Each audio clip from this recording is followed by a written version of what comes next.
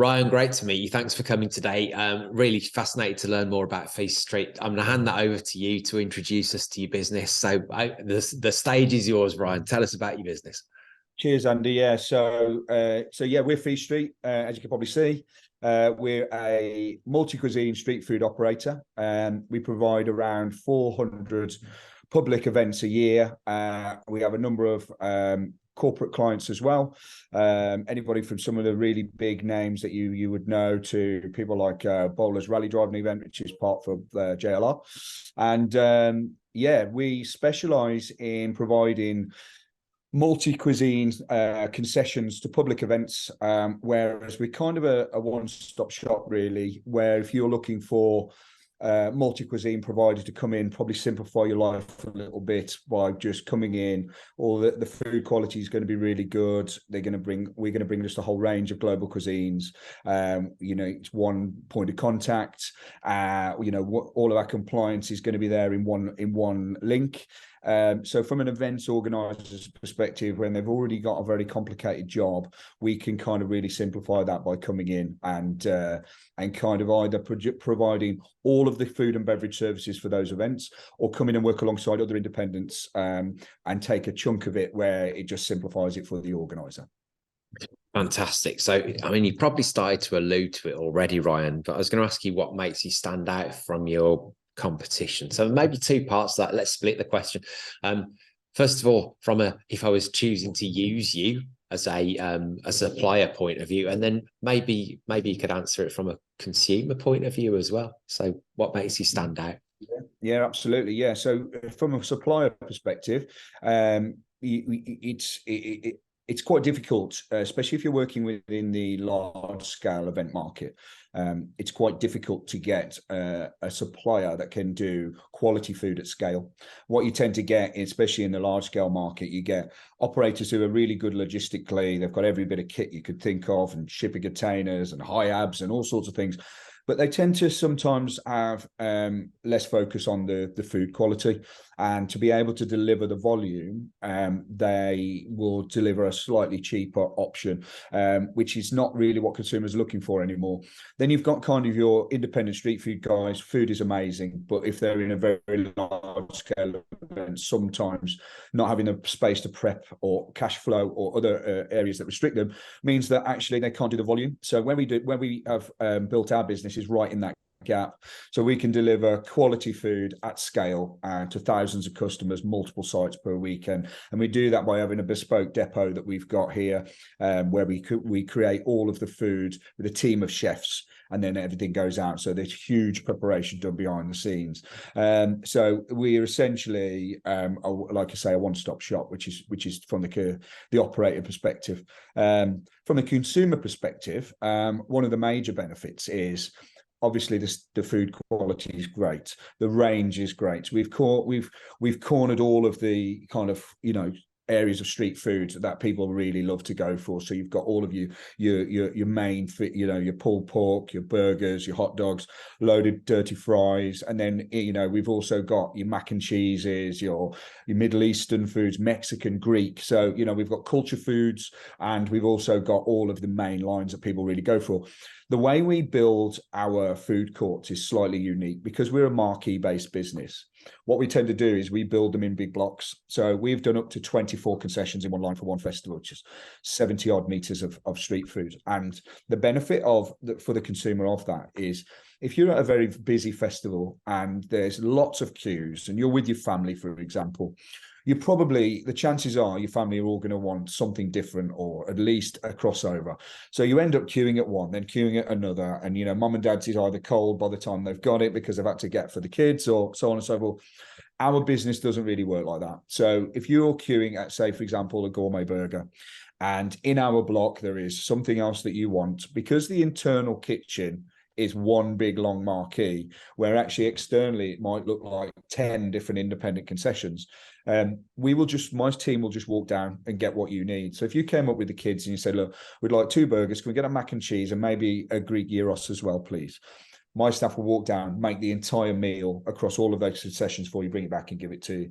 So you get one payment, you get one meal, one lot of meals, and one opportunity to eat together and enjoy the food as a family, which is what really people wanting to do. So there's two of the main benefits. Very cool. Yeah, thanks. So lots of opportunities in the industry right now, I guess. What are your aspirations for the business over the next 5 years?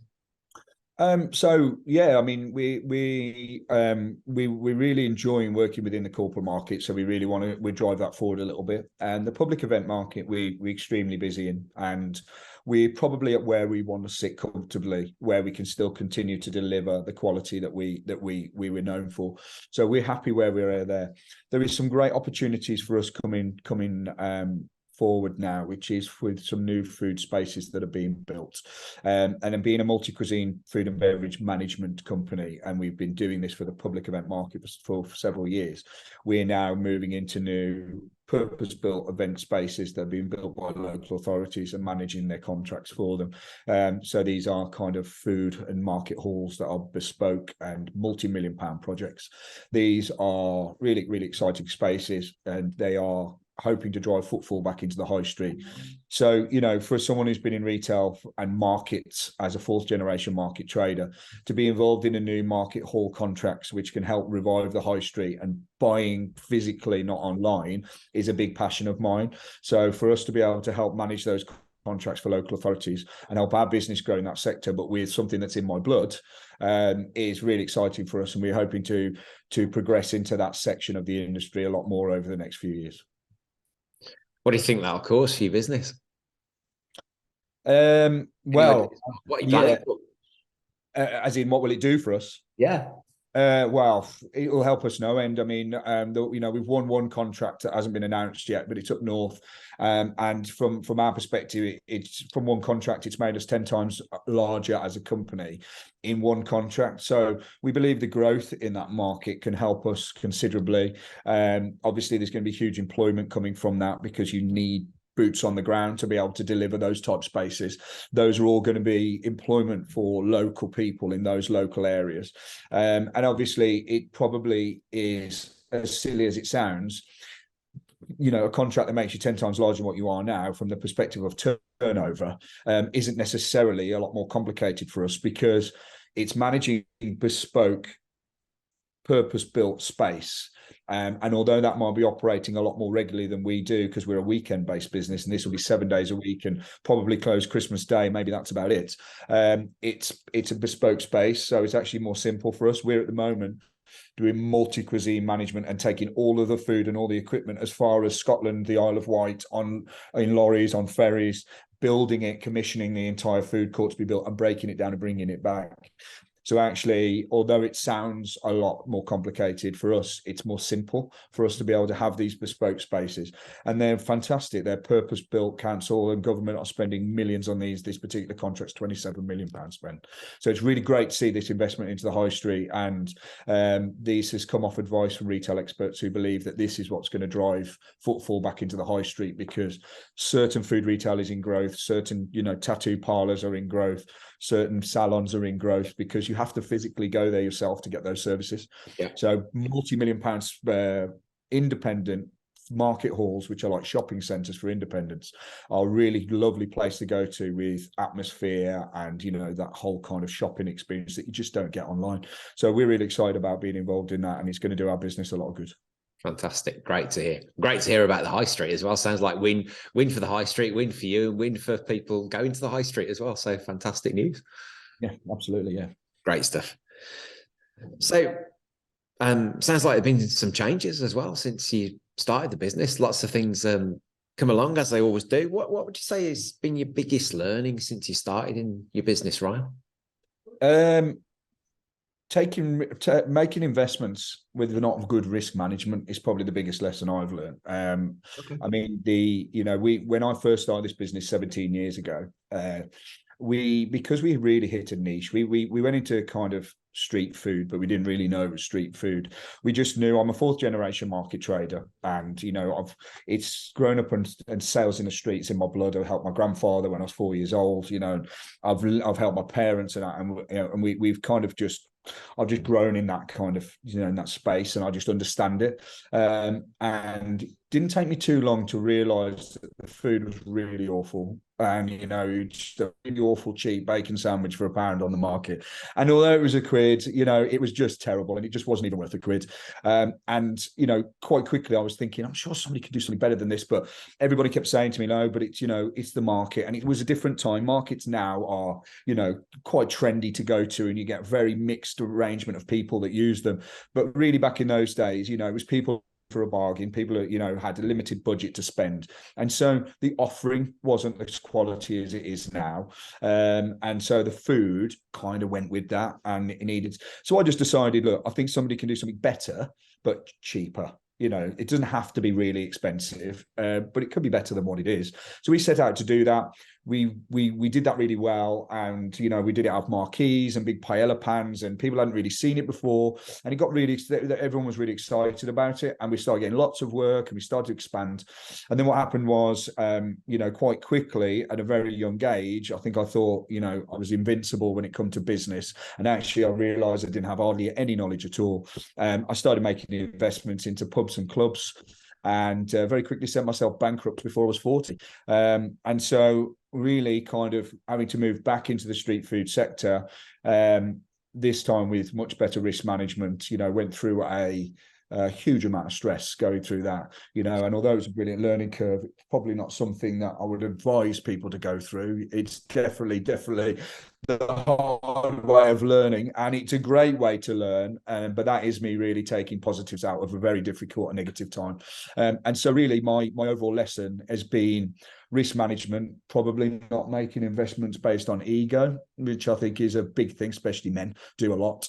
And I certainly don't do that anymore. And so really now it's kind of, after that extremely difficult time, I'm a much better business person. I'm more rounded. I know I also understand that the people working for you you have a responsibility for them. So your risk taking is their risk taking, and sometimes that's extremely selfish. So I only make investments now that I can afford to get wrong. Yeah, some fantastic learning, Ryan. Yeah, and I think there's quite a few people probably watching this and listening to this that might be able to empathise with quite a lot of what you've just said there. Yeah, so. Yeah. I was going to ask you, what's your biggest challenge since you've been in business, but you probably alluded to it. What would you say your biggest challenge is now in running your current business? I think the biggest challenge right now is probably what everybody else is experiencing, really, and that is the costs of everything. It's extremely difficult, really, because we work within a business that obviously we sell food, so we have to buy those products at the prices in which they're for sale. We've obviously seen huge increases in food prices. Some of them, 60, 70%, some of them 100%. It's increases that were way beyond anybody has ever even seen before. And so obviously what we've done is we've had to try and well, first of all, we held off on any price increases for quite a long time. We put a price increase in place around about October, November last year. And it was the first one we did. And actually we tried to take on board the price increases so we didn't have to pass them on to the public, because we understand they're in a similar position. Yeah. But it got to the point where we did a full financial review of every product we sold, and actually some of them we were sitting in the wrong side of where we needed to be. So we had no choice but to put those up. Fortunately, a lot of the public are being very supportive of that, and they're understanding that, and they're still willing to spend some money. So it hasn't affected things too much. But the biggest challenge is kind of managing that, and obviously then managing all your costs and making sure that we're running this business as streamlined as we can, so that we can get through what's a difficult period. And we have been fortunately doing that, and we've not got to the point where we've had to lay any people off or anything like that, because that's absolutely the last option for me. I will not pay myself before I would do that. That's just the way I am. I'm not saying that's the best advice, but that is the way I am. And so really it's just riding out what everybody else is riding out, what is a very tough climate at the moment. But on the positive note, and I will say this because there's loads of doom and gloom out there, and I'm not a fan of it. We are seeing off the little bit of sales that we're doing this year on a couple of our regular sites about a 20% increase in spend from last January, January, February, and March, which is quite unusual. But for anybody that's in a food, similar to what we do, I feel quite positive about this year. Brilliant. That's great news. Yeah, really good. Thank you. What would you do differently if you had your time again? I would definitely invest in pubs and clubs, that's for sure. Without a doubt, I wouldn't do that. I mean, I had a lot of fun doing it, but it certainly wasn't a sustainable business not for me anyway, and the investments I made. It was just a really difficult time. And like I say, I did learn huge amounts from that, and it's made me a much better business person, but it has driven some severe anxieties into me. It made my life, I went into hospital twice with high blood pressure from stress, and, it's probably took a couple of years off my life, I would definitely say. And so I don't think it was the best option. It's worked for me. It's made me a good business person, but I probably would have changed it to avoid that, because it was a really, really difficult and awful time. Because obviously with bankruptcies, you're not the only victim that's actually in there, and actually to be part of what ultimately affects other people financially, which is what these situations do. I'm not. It's an absolutely awful thing, and I hated it, to be honest. So, I would definitely change it if I could, and I'll try and learn a different way. Yeah. Sometimes hard yards, isn't it? Well, most business journeys are occasionally. Absolutely. They are. And obviously, we're working in the nighttime economy. So sometimes not everything you do is totally your responsibility, but it's quite difficult managing trouble and managing everything else for late night venues, which is part of what the issue was with us. We're constantly trying to manage other people's drunken reactions. But I made investments into that industry, so I've taken total responsibility for it. Yeah, I get that. Great. So what's the one piece of advice you'd give to other business owners? Okay, that's an interesting one. I think, well, depending obviously what the industry is, but for my industry anyway, one of the things is really key is transparency and authenticity, really, and driving kind of quality. Don't diversify from that. Keep the quality, keep the authenticity, and transparency, really, because I think with those, it becomes a trust through that. We've done a lot of promotion over the last 2-3 years based around our business, myself, the people behind the scenes, and that is to really give people an insight into our business so they can actually see what we're really about. People are not really into these big brands that don't really have a face anymore. People are like, personable brands are what people are really interested in, and I think independents should show that a little bit more. If you're out there and you're involved in your business and you're really passionate about it, let the people see that, because people really buy into that. They can see that you really care. And I think it's helped our business no end by using media, things like podcasts. They're fantastic. They're really great way to promote your business. And we've been really, really big on pushing our business through all the media channels in a really transparent and open way, where people can really get to know you as a business. And that's actually, all the financials and everything else aside, that's helped us really, really well. Yeah, I think that's a fantastic point. Thank you. One last thing, Ryan, is there anything that people listening to this, it would be worth you adding to in terms of any events that you might want them to know about, or things that you might want them to be able to find out about your business, offers, etc.? Yeah, I mean, as it's a local one, we do a street food event at the Bonded Warehouse that we do regularly, and on there we actually put on a lot of independent street food traders, not necessarily ones from our business. We put on independents on there. They're all local people. It gives them a great opportunity to kind of showcase their stuff. It's on a Friday. Once a month, Bonded Warehouse, Stourbridge. The dates do change. It's not a specific week in the month, but if you follow our Facebook page or Instagram or any of the other normal social media channels, we're all on there. It's all at Feaststreat, and it's got a great range of independent traders, really brilliant quality food. Outside of that, you can pretty much find us events nationwide, really. Fantastic. Ryan, thank you very much for your insights today. Some great stuff in there. Great to learn more about your business, and hope it goes really well with all these new initiatives for the high street, because don't we need it, right? Absolutely. Yeah. Thanks for the invite on. I really appreciate it. Great to meet you. Thanks, Ryan. Thanks, Andy. Cheers.